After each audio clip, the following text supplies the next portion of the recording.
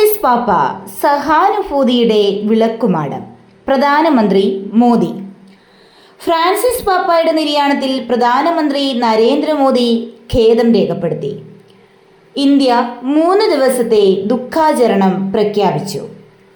Francis പാപ്പയുടെ നിര്യാണത്തിൽ ഇന്ത്യയുടെ പ്രധാനമന്ത്രി നരേന്ദ്രമോദി അതീവ ദുഃഖം രേഖപ്പെടുത്തി.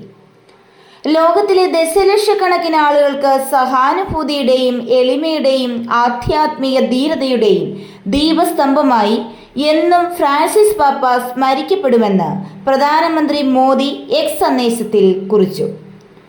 ക്രിസ്തുനാഥന്റെ ആദർശങ്ങൾ ചെറുപ്പം മുതൽ തന്നെ പ്രാവർത്തികമാക്കുന്നതിന് ശ്രമിക്കുകയും പാവപ്പെട്ടവരെയും അടിച്ചമർത്തപ്പെട്ടവരെയും ശ്രദ്ധയോടെ സേവിക്കുകയും യാതന അനുഭവിക്കുന്നവരിൽ പ്രത്യാശയുടെ ചൈതന്യം ജ്വലിപ്പിക്കുകയും ചെയ്ത വ്യക്തിയാണ് ഫ്രാൻസിസ് പാപ്പ എന്ന് അദ്ദേഹം കൂട്ടിച്ചേർത്തു.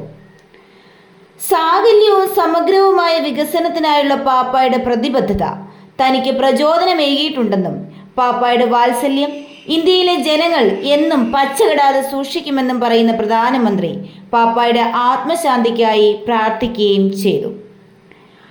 പ്രധാനമന്ത്രിക്ക് പുറമെ രാഹുൽ ഗാന്ധി ഉൾപ്പെടെയുള്ള ഇന്ത്യൻ രാഷ്ട്രീയ നേതാക്കളും ലോകരാഷ്ട്രങ്ങളുടെ നേതാക്കളും പാപ്പായുടെ മരണത്തിൽ ദുഃഖം രേഖപ്പെടുത്തി.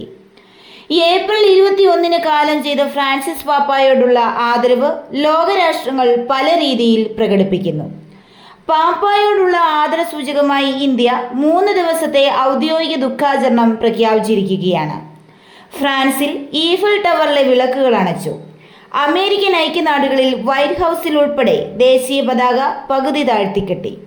പാപ്പായുടെ ജന്മനാടായ അർജന്റീന 1 ആഴ്ചത്തെയും സ്പെയിൻ 3 ദിവസത്തെയും ദുഃഖാചരണമാണ് പ്രഖ്യാപിച്ചിരിക്കുന്നത്.